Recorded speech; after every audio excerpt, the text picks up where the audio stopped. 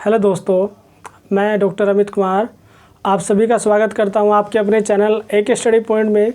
दोस्तों, काफ़ी समय से स्टूडेंट्स के मैसेज हमें मिल रहे थे कि सर नई वीडियो कब आ रही है, लेकिन इसी बीच आपको वेट करना पड़ा और इसी बीच हमने प्लान भी किया कि क्यों ना आगे जो वीडियो हैं आपको बोर्ड के माध्यम से दी जाए ताकि आप इजीली कंसेप्ट को क्लियर कर पाएँ और उसको अच्छे से समझ भी पाएँ।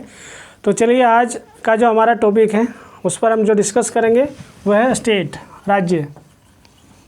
जनरली अगर हम देखें, स्टेट एक कॉमन कंसेप्ट है और स्टेट को लेकर जनरली हम सुनते भी हैं कि हम किसी न किसी राज्य में जनरली हम देखते हैं कि रहते भी हैं, और स्टेट के बिना हमारे जो लाइफ है, हमारे जीवन की कल्पना नहीं हो सकती। यानी कि विदाउट स्टेट हम प्रॉपर अच्छे से सर्वाइव नहीं कर सकते। लेकिन स्टेट के बारे में हम देखते हैं बहुत सारे वेस्टर्न पॉलिटिकल थिंकर है जिन्होंने स्टेट को डिफ़ाइन किया। स्टेट को लेकर अलग अलग थिंकिंग रही है। किसी ने स्टेट को लेकर कुछ नाम दिए हैं और किसी हम देखते हैं बहुत सारे डेफिनेशन भी हैं स्टेट को लेकर, और इसके एलिमेंट्स पर बहुत सारा कुछ हम डिस्कस करेंगे। लेकिन सबसे पहले हम जान लेते हैं कि जनरली हम देखते हैं कि पोल साइंस का अगर हम देखें, राजनीति विज्ञान का जो एक सेंट्रल सब्जेक्ट की हम बात कर सकते हैं, केंद्रीय जो विषय है वो क्या है, स्टेट ही है। हम कह सकते हैं केंद्रीय विषय क्या है, राज्य ही है। और इसी के साथ में हम देखें जो वेस्टर्न पॉलिटिकल थिंकर पॉपुलर अगर हम बात करें जो गार्नर के अकॉर्डिंग, गार्नर ने भी बहुत इसको अच्छे से डिफाइन किया है। गार्नर का मानना है कि राजनीति विज्ञान का प्रारंभ और अंत,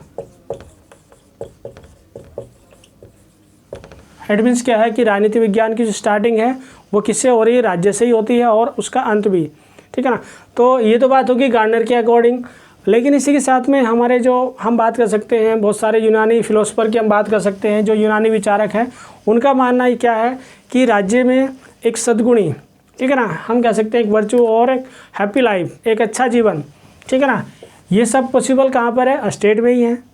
और स्टेट के साथ साथ में हम देखते हैं बहुत सारे ऐसे सोशल कॉन्टेक्ट थ्योरी से रिलेटेड हमारे बहुत सारे थिंकर हैं। जैसे हम बात कर सकते हैं, उन्होंने इसको क्या बोला है, जो सोशल कॉन्टेक्ट थ्योरी से रिलेटेड, जैसे हॉब्स, लॉक, रूसो, इसमें हम देख सकते हैं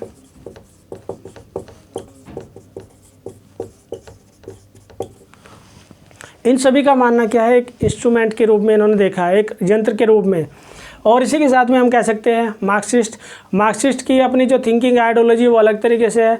वो मानते हैं कि एक्सप्लॉयटेशन के अलावा और कुछ भी नहीं है, राज्य में शोषण होता है, एक यंत्र माना है, ठीक है ना। और इसी के साथ में हम देख सकते हैं बहुत सारे, जैसे हम देखते हैं जो यूनानी फिलोसफर की हम बात कर सकते हैं, यानी कि ग्रीक फिलोसफर की अगर हम बात करें, उन्होंने कहा है कि स्टेट क्या है, एक नगर राज्य से जुड़ा है। और नगर राज्य में हम कह सकते हैं कि ये तो बात होगी सिटी स्टेट की, हम बात कर सकते हैं नगर राज्य के रूप में। और हम ये भी देखते हैं सिटी स्टेट के साथ साथ में स्टेट तो एक मॉडर्न पर्सपेक्टिव में हम इसको यूज करते हैं, लेकिन इससे पहले हम देखते हैं नगर राज्य बोला जाता है और पोलिस।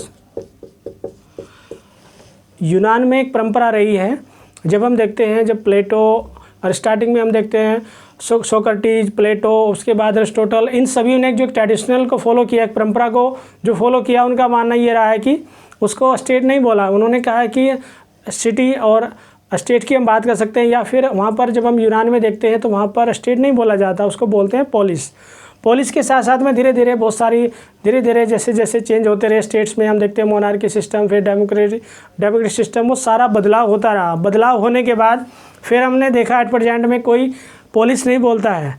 पोलिस के साथ साथ में उसमें ना ही कोई कम्युनिटी बोलता है, ना ही कोई समुदाय की बात करता है। डायरेक्टली हम देखते हैं स्टेट की हम बात करते हैं। अगर हम प्रॉपर जैसे इंडिया में भी देखते हैं बहुत सारे स्टेट है, और सेंट्रल लेवल पर हम ये देखते हैं कि इंडिया की जो पहचान है एक स्टेट के रूप में ही है। लेकिन इसी के साथ में हम रोमन की बात कर सकते हैं, रोमन फिलोसफर की हम बात कर सकते हैं। उन्होंने क्या बोला है इसको, सिविटास एंड रिपब्लिका, सिविटास भी बोला है और रिपब्लिका भी बोला है। लेकिन इसी के साथ में मॉडर्न पर्सपेक्टिव में हम बात करते हैं, सबसे पहले हमारे सामने जो पॉलिटिकल फिलोसफर की हम बात कर सकते हैं, मैकियावेली ने सबसे ही इंटरेस्टेड बात की है। और उन्होंने क्या बोला इसको, जनरली हम देखते हैं स्टेटो का अगर हम, इटालवी एक लैंग्वेज है, ठीक है ना, और उसमें जो बात की गई है उसका स्टेटो का जो एक मीनिंग निकलता है, अगर हम इसको इंग्लिश में ट्रांसलेट करते हैं, इटालवी जो लैंग्वेज है, तो उसका जो एक मीनिंग आता है द स्टेट, एक राज्य। लेकिन इसी के साथ में हम देखते हैं बोंदा और हाब्स, रूसो, बोंदा ने माना है स्टेट एक रिपब्लिक है। और इसी के साथ में हम ये भी देख सकते हैं कि हाब्स ने कहा कॉमनवेल्थ, ठीक है ना। और रूसो ने बात की है कम्युनिटी, किस समुदाय, ठीक है ना, उस तक सीमित किया है। लेकिन इसी के साथ में हम ये भी देख सकते हैं, ये तो बात होगी कि हम जो हिस्टोरिकल पर्सपेक्टिव है उसको लेकर किस किस तरह से स्टेट को लेकर बात की गई है। लेकिन अब उससे भी ज़्यादा हमारे लिए ज़रूरी है कि हम इसकी जो डेफिनेशन है, जो परिभाषा है, उसको हम कैसे उसको एक्सप्लेन कर सकते हैं। अगर हम देखें जो डेफिनेशन है, सबसे पहले अरिस्टोटल पर हम बात कर सकते हैं, क्योंकि अरिस्टोटल की हम बात करें फादर ऑफ पॉलिटिकल साइंस, राजनीति विज्ञान का जनक बोला जाता है अरिस्टोटल को। लेकिन उसके भी बहुत सारे रीजन है, फादर ऑफ पॉलिटिकल साइंस क्यों बोला जाता है, इस पर भी हम स्पेशली वीडियो आपको देंगे। लेकिन अब हम देखें सबसे पहले अरिस्टोटल, अरिस्टो ने इसको सिंपली डिफाइन किया है। अगर हम बात करें स्टेट क्या है, फैमिली और विलेज की बात की गई है, कि राज्य क्या है, परिवारों और ग्रामों का एक समुदाय की बात की गई है, कम्युनिटी की बात की गई है। और उसमें क्या करता है, जो हम बात कर रहे हैं फैमिलीज़ की हम बात कर सकते हैं, विलेजेस की हम बात कर सकते हैं, और इसी के साथ में इन सभी का क्या एक कॉम्बिनेशन की हम बात कर सकते हैं, ठीक है ना। लेकिन वो करता क्या है, जो ग्रुप की बात कर रहे हैं, हम समुदाय की बात कर रहे हैं, ठीक है ना, वो एक हम कह सकते हैं अपनी लाइफ को सर्वाइव करने के लिए एफर्ट्स करता है। अगर हम देखते हैं चाहे फैमिली, किसी भी तरह की फैमिली हम देखें, ठीक है ना, चाहे न्यूक्लियर फैमिली है, जॉइंट फैमिली है, सभी क्या करते हैं अपनी लाइफ को सर्वाइव करने के लिए एफर्ट्स करती है और यूनाइट भी रहती है। लेकिन इसी के साथ में हम बात करें नेक्स्ट बर्नसली के अकॉर्डिंग, उसने बात की है सिंपली कि एक निश्चित प्रदेश, एक हम कह सकते हैं एक सर्टेन साइज़ की हम बात कर सकते हैं, या सर्टेन एक स्टेट की हम बात करें, निश्चित प्रदेश, ठीक है ना, जो राजनीतिक दृष्टि से यूनाइट हो, संगठित हो, ठीक है ना, उसको स्टेट की बात की गई है। उसके बाद हम बात करें नेक्स्ट जो हमारे पास है मैक्स वेबर ने और भी अलग तरीके से उसको डिफाइन किया। उसने कहा है कि स्टेट वो है जिसके पास हम कह सकते हैं दंडकारी, ठीक है ना, शक्ति का एकाधिकार, यानी कि उसके पास पावर हो, ठीक है ना। तो इस तरह की एक कैटेगरी बनाई गई है। लेकिन अगर हम देखें अभी तक, ठीक है ना, यूनाइट को बात हम करें, संगठित होने की बात की गई है, ठीक है ना, यूनिटी होनी चाहिए, ठीक है ना। अरिस्टोटल की हम बात करें, उसने कहा है कि विलेज लेवल पर, कि विलेज लेवल के साथ साथ में एक फैमिलीज की बात की, ठीक है ना, और ये बात की कि एक ग्रुप के रूप में होना चाहिए। लेकिन हम उसके बाद देखें सबसे जो इंटरेस्टेड अगर हम देखें गार्नर ने, अगर हम देखते हैं जो स्टेट के 4 इवेंट्स हैं उन सभी को इसमें ऐड किया है। अब ऐड हम कह सकते हैं जैसे, ठीक है ना, एक जैसे हम स्टार्टिंग से देख रहे हैं, ठीक है ना, यूनिटी की बात की जा रही है, संगठन की बात की जा रही है, और हम कह सकते हैं किसका संगठन, व्यक्तियों का संगठन। और इसी के साथ में सेकंड जो एलिमेंट्स की हम बात करें ज्योग्राफी, क्योंकि अभी तक हम देखें ज्योग्राफी पर, ठीक है ना, ज्योग्राफी पर पूरी तरह से एक्सप्लेनेशन नहीं किया गया। लेकिन अगर हम देखें गार्नर की जो डेफिनेशन है वो सारे एलिमेंट्स को ऐड करती है, यानी कि सारे एलिमेंट्स का एक कॉम्बिनेशन हम देख सकते हैं इसमें। फर्स्ट व्यक्तियों का संगठन होना चाहिए, हम कहें कि एक ग्रुप ऑफ इंडिविजुअल्स, अगर हम देखें ग्रुप ऑफ पीपल की हम बात कर सकते हैं। फिर सेकेंड हम बात कर सकते हैं एक सर्टेन ज्योग्राफी की हम बात कर सकते हैं, निश्चित भूभाग। और थर्ड हम बात करें फुल लिबर्टी, अगर फुल लिबर्टी नहीं होगी तो भी एक स्टेट की कल्पना हम नहीं कर सकते। उसके बाद एक संगठित शासन, एडमिन्स गवर्नमेंट की हम बात कर सकते हैं, ठीक है ना। ये सारे अगर 4 एलिमेंट्स को हम देखें तो कंबाइन करके इसकी एक डेफिनेशन गार्नर ने भी दी है। लेकिन अब हमारे लिए ज़रूरी क्या है कि हम इसके 4 एलिमेंट्स हैं, ठीक है ना, उसको हम डिटेल में डिस्कस करें। तो दोस्तों अब देखते हैं कि स्टेट के जो 4 एलिमेंट्स हैं उसको लेकर हम डिस्कस करते हैं। जनरली हम बात करें राज्य के जो 4 एलिमेंट्स होंगे, लेकिन उससे पहले हम देखें, जैसे हम कह सकते हैं हमारी जो एंशिएंट हिस्ट्री में हम देखते हैं उसमें भी हम बात कर सकते हैं, जैसे रामायण, महाभारत, मनुस्मृति और अर्थशास्त्र, ठीक है ना, इन सभी में भी राज्य के जो एलिमेंट्स हैं उस पर भी डिस्कस किया गया हो। और स्टेट के बारे में, स्टेट को कैसे प्रॉपर हम बैलेंस कर सकते हैं, कैसे स्टेट को चलाने के लिए क्या क्या एलिमेंट्स की आवश्यकता होती है, तो उसके बारे में भी हम देखते हैं कि इन सभी में जो हमारे एंशिएंट जो प्राचीन जो धर्म ग्रंथ हैं, जैसे रामायण की हम बात कर सकते हैं, महाभारत, और मनुस्मृति में हम देखते हैं शास्त्रा कौटिल्य के द्वारा लिखा गया मनुस्मृति मनु के द्वारा। तो इन सभी में स्टेट को प्रॉपर जो एलिमेंट्स चाहिए, ऑर्गन्स की हम बात करें, वो सारा डिटेल में डिस्कस किया गया है। लेकिन अब हम देखें जो 4 एलिमेंट्स की हम बात करते हैं, फर्स्ट हम देखते हैं इसमें जैसे जनसंख्या की हम बात करें यानी कि पॉपुलेशन, सेकंड हम बात करें geography, third government, first, second और third and fourth. It means क्या है, फर्स्ट पॉपुलेशन, सेकंड हम बात करें ज्योग्राफी, और थर्ड हम बात करें इसमें गवर्नमेंट, एंड फोर्थ सॉवरेनिटी, संप्रभुता। तो इस तरह के 4 एलिमेंट्स हैं। और इसमें हम ये भी देख सकते हैं कि विदाउट 4 एलिमेंट, यानी कि 4 एलिमेंट्स के बिना हम कह सकते हैं कि हम एक स्टेट की कल्पना नहीं कर सकते। अगर हम कहें, जैसे सपोज करें कि हम 3 एलिमेंट्स पर ही हम कहें कि 3 एलिमेंट्स से ही हम एक कंप्लीट स्टेट की बात कर सकते हैं, ऐसा बिल्कुल भी नहीं है, ठीक है ना। या हम कहें कि हम गवर्नमेंट को अगर इससे हटा दें और हम कहें कि हम जनसंख्या विभाग और संप्रभुता से ही काम चला लेंगे, ऐसा भी पॉसिबल नहीं है। या फिर हम कहें कि जनसंख्या विभाग और सरकार, इन 3 एलिमेंट्स से ही हम काम चला पाएंगे, तो ऐसा भी ज़रूरी नहीं है। लेकिन अब हमारे लिए ज़रूरी क्या है, जो अभी बहुत सारे क्वेश्चन मतलब जनरेट हो चुके हैं कि 4 एलिमेंट्स होने ज़रूरी चाहिए, लेकिन इसी के साथ में जनसंख्या कितनी होनी चाहिए, उसके साथ में ज्योग्राफी को लेकर ज्योग्राफी कैसी होनी चाहिए, ये भी बहुत ही एक ज़रूरी है हमारे लिए। और इसके साथ में गवर्नमेंट को लेकर भी हम बात करें, गवर्नमेंट के कितने एलिमेंट्स होने चाहिए, हालांकि गवर्नमेंट पर ऑलरेडी हमारा वीडियो है। और इसी के साथ में सॉवरेनिटी संप्रभुता की हम बात करें, संप्रभुता कैसी होनी चाहिए, ठीक है ना, उस पर भी हम आइए डिटेल से डिस्कस करते हैं। के जो 4 एलिमेंट्स हैं उसको हम डिटेल में डिस्कस करते हैं। फर्स्ट हम बात करते हैं पॉपुलेशन, जनसंख्या की अगर हम बात करें, आखिर पॉपुलेशन कितनी होनी चाहिए। जब सबसे इम्पोर्टेंट क्वेश्चन तो ये भी है, अगर हम देखते हैं कि स्टेट की पॉपुलेशन कितनी होनी चाहिए। स्टेट की पॉपुलेशन हम देखते हैं बहुत ज़्यादा भी होती है, बहुत कम भी होती है। लेकिन अब हम सबसे पहले बात करें, अगर हम एथेंस यूनान की जो एक परंपरा रही है, अगर उसके अकॉर्डिंग हम देखें, प्लेटो ने, अगर हम बात करें एक राज्य की जो पॉपुलेशन है, क्योंकि प्लेटो ने जो अपने एक आइडिया जो लगाया है, ठीक है ना, उसने कहा है कि पॉपुलेशन कितनी होनी चाहिए, इट मीन्स जनसंख्या कितनी होनी चाहिए, 5040 यानी कि 5040 होनी चाहिए।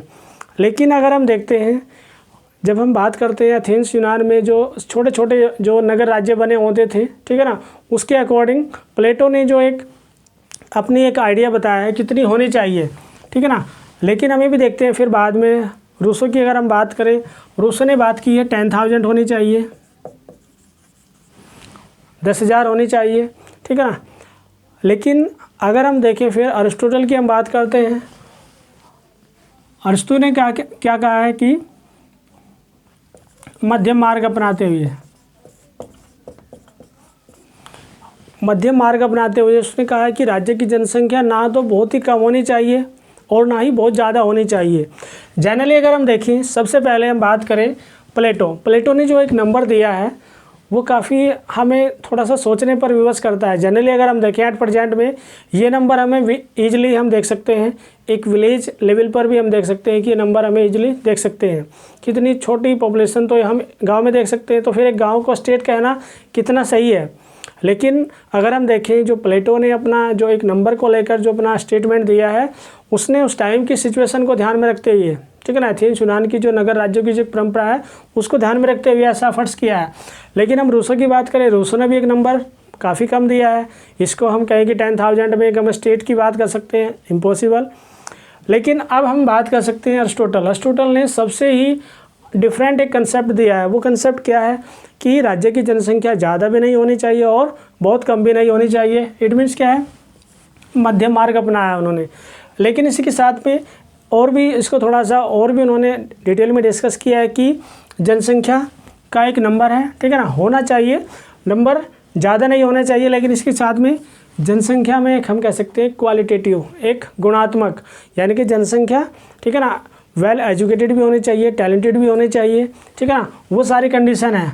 और फिर उसने थोड़ा सा और भी डिटेल में बात की है कि जो हम कह सकते हैं गुड सिटीजन, एक अच्छी सोसाइटी, अच्छे स्टेट का निर्माण करेंगे, और जो ख़राब होंगे यानी कि बैड, हम कह सकते हैं बैड पर्सन होंगे तो ख़राब सोसाइटी का, समाज का, राज्य का निर्माण करेंगे। लेकिन ये तो बात हो गई कि ठीक है कि जनसंख्या को लेकर भी हमने थोड़ा सा जो बहुत सारे जो हमारी क्वेरी थी उसको भी हमने डिस्कस किया कि जनसंख्या का एक नंबर ऐसा होना चाहिए, ठीक है ना। ज़्यादा जनसंख्या होने से बहुत सारे लॉस भी हैं। अगर हम बात करें, जैसे ज़्यादा पॉपुलेशन होगी तो फिर बहुत सारी अनएम्प्लॉयमेंट की, हंगर वाली सिचुएशन, ठीक है ना, इस तरह की प्रॉब्लम्स आएंगी। और कम नंबर होगा तो फिर सिक्योरिटी, सुरक्षा को लेकर भी बहुत सारी प्रॉब्लम्स आएंगी। ऐसा तो नहीं है कि कोई भी स्टेट किसी भी अदर कंट्री से, ठीक है ना, हायर करेगा अपनी सुरक्षा के लिए पीपल्स को, ठीक है ना। तो इसलिए एक नंबर ऐसा होना चाहिए जिसमें हम किसी अदर कंट्री को भी, पीपल्स को हायर ना करें और अपनी सुरक्षा खुद कर पाएँ। ये तो बात हो गई फर्स्ट नंबर पर। उसके बाद सेकंड, अगर हम बात करें, सेकंड उससे भी ज़्यादा इम्पोर्टेंट है। अगर हम देखते हैं सेकंड जो एलिमेंट है स्टेट का, वह है ज्योग्राफी। इट मीन्स क्या है, उसका साइज़ क्या होना चाहिए। अगर हम देखते हैं फर्स्ट में हम देखते हैं कि एक सर्टेन साइज भी होना चाहिए। अगर बाउंड्रीज को लेकर डिस्प्यूट होंगे तो बहुत सारी प्रॉब्लम्स होंगी, ठीक है ना। लेकिन इसके साथ में हम कह सकते हैं चारों ओर से घने जंगलों से घिरा होना चाहिए, ठीक है ना। तो उसमें बड़े बड़े पहाड़ होने चाहिए, आसपास नदियाँ होनी चाहिए बड़ी बढ़िया।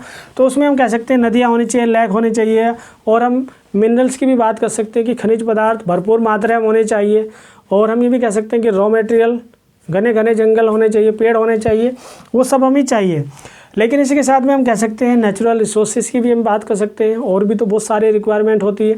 अगर हम कहें एक हमारे पास बहुत ही एक लार्ज नंबर पर हम कहें हमारे पास ज्योग्राफी है, ठीक है ना, हमारा भूगोल है, लेकिन एक सर्टेन भी है, लेकिन अगर उसमें मिनरल्स नहीं होंगे, ठीक है ना, रॉ मटेरियल हमारे पर नहीं मिल पाएगा और नदियाँ नहीं होंगी, ठीक है ना, तो फिर वाटर का इशू बनेगा, पानी नहीं होगा, या हम कहें तालाब, खनिज पदार्थ, अगर ये सारा एक बैलेंस बना रहेगा तो हम इजीली अपनी लाइफ को इजीली सर्वे कर सकते हैं। लेकिन हम ये भी देख सकते हैं कि उन सभी की हम कह सकते हैं मैक्सिमम से ज़्यादा एक नंबर होना चाहिए।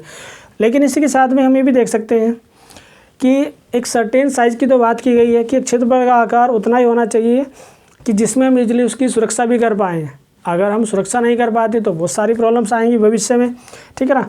और क्षेत्रफल की तो हम बात कर रहे हैं, लेकिन जो वहाँ पर पॉपुलेशन होगी जो अपनी लाइफ को सर्वाइव करेगी उसका इजीली, ठीक है ना, उसको रहने में किसी तरह के कोई भी प्रॉब्लम्स ना हो।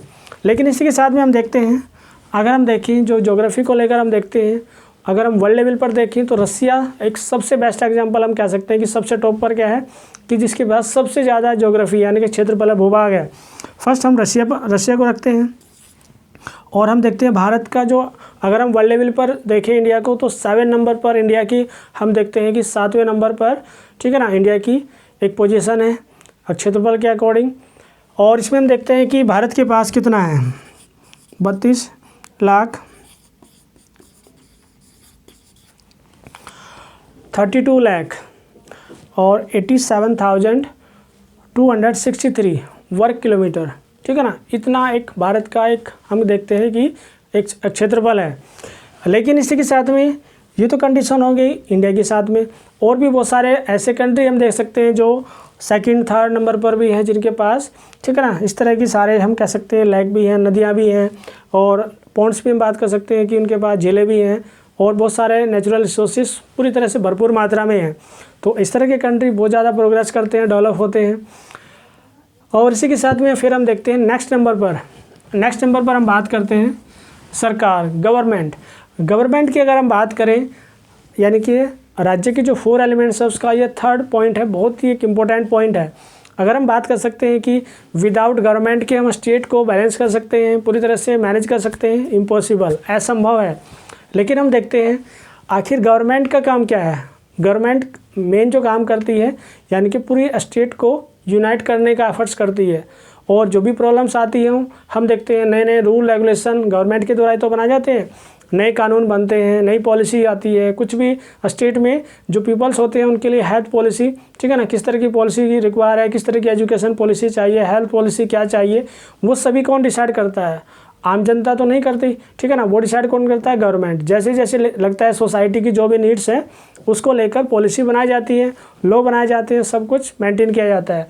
लेकिन हम देखें गवर्नर के अकॉर्डिंग, गवर्नर ने अगर हम देखें उसने बात की है कि पॉलिसी होनी चाहिए, और बहुत सारी एक्टिविटी को लेकर भी नए नए रूल रेगुलेशन होने चाहिए, और जितनी भी पॉपुलेशन है उसके जो भी इंटरेस्ट है, जो भी हित है, उनको प्रॉपर बैलेंस करने का काम होना चाहिए। लेकिन हम ये भी देख सकते हैं, अगर उसको थोड़ा सा हम देखें कि गवर्नमेंट का एक सबसे जो इम्पोर्टेंट काम क्या है, जन समुदाय की इच्छा, ठीक है ना, जो भी जन समुदाय की हम कहें, जो भी पब्लिक की जो भी प्रॉब्लम्स होती हैं, ठीक है ना, किस तरह से नए नए रूल हम बात कर सकते हैं, नए नए कानून जो बनाए जाएंगे, ठीक है ना, उसको इम्प्लीमेंट करना। जनरली हम देखते हैं गवर्नमेंट के, अगर हम देखें 3 एलिमेंट्स की हम बात कर सकते हैं गवर्नमेंट की, हम बात करें इसमें सबसे पहले विधायिका, कार्यपालिका और न्यायपालिका। इसमें हम फर्स्ट में बात करें लेजिस्लेटिव, 2nd एग्जीक्यूटिव और 3rd जुडिशरी। जनरली हम देखते हैं किसी भी स्टेट को हम ले लीजिए, ठीक है ना, जहाँ पर भी एक डेमोक्रेटिक सिस्टम की अगर हम बात करते हैं तो गवर्नमेंट की अपनी रिस्पॉन्सिबिलिटी है कि कानून को बनाए। फर्स्ट में क्या होता है, लॉ मेकिंग, और सेकंड में हम बात करें एग्जीक्यूट, ठीक है ना, जो भी कानून बने उसको प्रॉपर एग्जीक्यूट किया जाए, क्रियान्वित किया जाए। और थर्ड में अगर सही कोई या कुछ भी गलत होता है स्टेट में तो उसके लिए एक न्यायपालिका भी होनी चाहिए जो अपना जजमेंट दे पाए, अपना प्रॉपर डिसीजन दे पाए और सभी उसके लिए मतलब एक्सेप्ट भी करें सभी उस डिसीजन को। तो ये बात हो गई कि ठीक है। और अगर हम देखें कि अगर हम बिना स्टेट के हम बात करें कि स्टेट में अगर स्टेट ही नहीं होगा तो बहुत सारी जब भी प्रॉब्लम्स आनी है, अगर स्टेट होगा और उसमें गवर्नमेंट का एलिमेंट ना हो तो हम कह सकते हैं सभी फिर क्या होगा, फिर तो सब अपना कंपटीशन करेंगे, अपने अपने इंटरेस्ट को लेकर बहुत सारी कंट्रोवर्सी क्रिएट होंगी, मतभेद होंगे और सभी आपस में लड़ाइयाँ लड़ेंगे। अगर हम देखते हैं थोड़ा सा स्टार्टिंग में जो सोशल कॉन्ट्रैक्ट थ्योरी में स्टेट तो हमने बनाया किस लिए, ताकि जो भी कंट्रोवर्सी हैं क्रिएट हो इन फ्यूचर ना कोई क्रिएट हो पाए, इस तरह की कंट्रोवर्सी कोई मतभेद ना हो, सभी आपस में मिलजुल कर एक फैमिली के रूप में रह पाए। लेकिन अब जो 4 एलिमेंट है, 4th नंबर पर जो एलिमेंट है वो है सॉवरेनिटी, संप्रभुता, वो सबसे इम्पोर्टेंट है। उसके बारे में हम देखें कि गवर्नमेंट की अगर हम बात करते हैं एक कंप्लीट स्टेट को लेकर बात की जाती है कि जैसे हम देखते हैं अभी तक हमने जो बात की पॉपुलेशन, जनसंख्या पर बात की और ज्योग्राफी पर भी बात की और गवर्नमेंट पर भी, लेकिन अब 4 जो एलिमेंट है अगर हम देख सकते हैं कि ये कंप्लीट स्टेट के बिना, अगर हम कहें सॉवरेनिटी के बिना एक कंप्लीट स्टेट की बात नहीं की जा सकती। लेकिन इसी के साथ में हम ये भी देखते हैं अगर किसी स्टेट के पास संप्रभुता, सॉवरेनिटी, इसको हम संप्रभुता बोलते हैं, संप्रभु बोलते हैं, ठीक है ना, या हम कहें फुल फ्रीडम, अगर पूरी उसके पास आज़ादी नहीं है तो हम एक कंप्लीट स्टेट की कल्पना नहीं कर सकते या कंप्लीट स्टेट उसको नहीं कहा जाएगा। फॉर एग्जांपल की हम बात करें, हमारे पास अगर हम देखें ब्रिटिश शासन,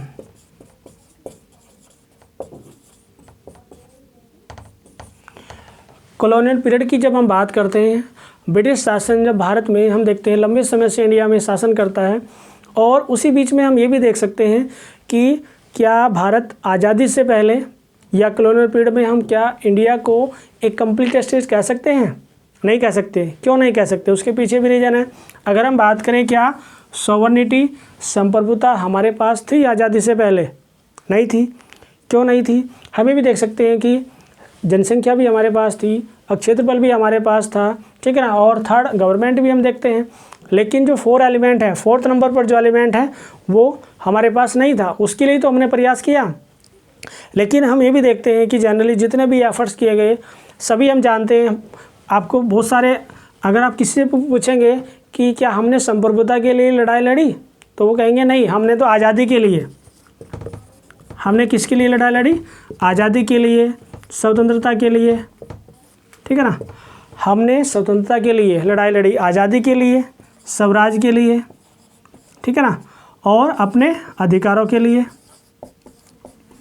लेकिन जनरली अगर आप किसी भी एक ओल्ड एज पर्सन से या जो हम कह सकते हैं जनरली जो एक कॉमन हम देखते हैं किसी से भी सुने, हम कहेंगे कि हमने संप्रभुता के लिए लड़ाई लड़ी, आज से ही बोलना शुरू कर दीजिए तो आपको थोड़ा सा ये बोलेंगे कि नहीं हमने तो आज़ादी के लिए, स्वतंत्रता के लिए, स्वराज, क्योंकि हमें चाहिए क्या, हमें संप्रभुता के लिए हमने लड़ाई लड़ी।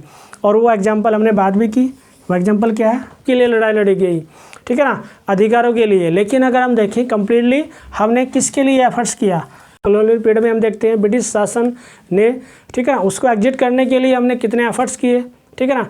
और एफर्ट्स करने के साथ साथ में हमने ये भी देखते हैं कि इसमें हम देखते हैं संप्रभुता के भी 2 टाइप्स हैं। सॉवरेनिटी की अगर हम बात करें इंटरनल और एक्सटर्नल, आंतरिक और बाहरी संप्रभुता। अब आंतरिक की अगर हम बात करें, जैसे हम देखते हैं इंडिया में हमारे पास बहुत सारे स्टेट हैं। भारत के अगर हम देखते हैं तो टोटल अगर हम देखें 28 स्टेट हैं और उसमें यूनियन टेरिटरी भी है। लेकिन अब हमारे लिए ज़रूरी है जनरली एक इंटरनल जो सॉवरेनिटी की बात हो रही है, आंतरिक संप्रभुता सभी राज्यों के पास है, लेकिन एक लिमिटेड, हम कह सकते हैं आंतरिक संप्रभुता तो है लेकिन एक सीमित दायरे की हम बात कर सकते हैं। सीमित, उसका भी क्या है, एक क्राइटेरिया बना हुआ है, एक सीमित दायरा बना हुआ है। हम ऐसा नहीं कह सकते कि स्टेट के पास हम अनलिमिटेड अपने स्टेट में जो चाहे कर सकता है स्टेट, ऐसा ज़रूरी नहीं है। हम देखते हैं स्टेट को कुछ सेपरेट सब्जेक्ट दिए गए हैं, उस पर वह काम करता है। लेकिन अगर कंडीशन ऐसी बन सकती है, कोई कंट्रोवर्सी क्रिएट होती है तो सबसे ज़्यादा पावर सेंटर को ही है, केंद्र सरकार को ही है। लेकिन हम बात करें इंडिया के पास, अगर हम बात करें एक्सटर्नल सॉवरेनिटी भी है, यानी कि बाहरी संप्रभुता भी है और आंतरिक संप्रभुता भी है। क्या कोई स्टेट, अगर हम देखें क्या कोई स्टेट ऐसा है कि जो डायरेक्टली, ठीक है ना, सपोज करें हम किसी भी स्टेट को ले लीजिए, सपोज करें हम यूपी को लेते हैं, अगर हम कह सकते हैं कि यूपी, उत्तर प्रदेश और अमेरिका के संबंध बहुत अच्छे हैं, या जैसे हम देखते हैं पॉपुलेशन के अकॉर्डिंग कि पॉपुलेशन ज़्यादा है तो हम किसी भी कंट्री पर अटैक कर सकते हैं, ठीक है ना। लेकिन अब हमारे लिए ज़रूरी क्या है कि इंटरनल और एक्सटर्नल सॉवरेनिटी की बात हो रही है। क्या कोई स्टेट किसी भी कंट्री को, किसी पावरफुल कंट्री को चैलेंज कर सकता है? अगर हम देखें हमारा जो भी यूपी, बिहार या कोई भी अदर स्टेट जो बड़े बड़े हैं, महाराष्ट्र, गुजरात, कोई भी स्टेट क्या चैलेंज कर सकता है? और या कोई फॉरेन पॉलिसी का कोई भी इस तरह का हम देखें, ठीक है ना, अगर इंपोर्ट एक्सपोर्ट करना चाहे कोई भी प्रॉपर स्टेट, ठीक है ना, क्या अपनी परमिशन है, उसको फुल फ्रीडम है, ठीक है ना, नहीं है। लेकिन अगर हम बात करें इंडिया, ठीक है ना, अगर किसी भी कंट्री के साथ में कोई भी हेल्प लेना चाहे, कोई भी इंपोर्ट एक्सपोर्ट कुछ भी इस तरह के हम देखते हैं करना चाहे तो वो कर सकता है, ठीक है ना। क्यों कर सकता है? उसके पीछे भी रीज़न है, हम बात कर सकते हैं क्योंकि सॉवरेनिटी है इंडिया के पास, संप्रभुता है, ठीक है ना, और अनलिमिटेड हम बात कर सकते हैं जिसकी हम बात की फुल फ्रीडम, पूरी आज़ादी है, जो चाहे कुछ भी करे, ठीक है ना। किसी भी देश के साथ में रिलेशन को स्ट्रॉन्ग किया जा सकता है, किसी भी देश के साथ के जो भी रिलेशन है उसको, ठीक है ना, उससे एग्जिट हो जा सकता है, ठीक है ना। क्या इंपोर्ट करना है, क्या एक्सपोर्ट करना है, वो सारे एफर्ट्स हम देख पाते हैं, ठीक है ना। लेकिन वो सॉवरेनिटी के माध्यम से ही हो पाते हैं। क्या आज़ादी से पहले हम ऐसा कर पा रहे थे? नहीं कर पा रहे थे। उसके पीछे रीज़न क्या है? क्योंकि संप्रभुता नहीं थी। संप्रभुता के लिए हमने बहुत सारा एफर्ट्स किया, जो हम देखते भी हमारे बहुत सारे रेवोल्यूशनरी क्रांतिकारी जो लीडर रहे, ठीक है ना, उन्होंने बहुत सारा एफर्ट्स किया। और बहुत सारे हम देखते हैं मॉडरेट आइडियोलॉजी के भी, एक्सट्रीमिस्ट आइडियोलॉजी के, ठीक है ना, उन सभी ने अपने अपने तरीके से एफर्ट्स किया। और उसमें भी देखते हैं बहुत सारे जो पीजेंट हैं, पीजेंट क्लास, लेबर क्लास, ठीक है ना, सभी ने अपने अपने अकॉर्डिंग जो भी एफर्ट्स करने थे वो कर पाए, और तब जा कर के हम कह सकते हैं सॉवरेनिटी का एक एलिमेंट हमें मिल पाता है। लेकिन इसके एलिमेंट्स के मिलने से सबसे बड़ा बेनिफिट ये होता है कि स्टेट अपने डिसीजन ले सकता है, ठीक है ना, इंटरनल भी ले सकता है और एक्सटर्नल भी ले सकता है, ठीक है ना, किसी भी कंट्री से हेल्प भी ले सकता है और किसी को कंट्री को हेल्प दे भी सकता है। तो ये था हमारा स्टेट जो हमने डिस्कस किया। और इसके बाद भी यदि आपकी कोई भी क्वेरी है तो आप कमेंट बॉक्स में मेंशन कीजिए। Thanks for watching the video.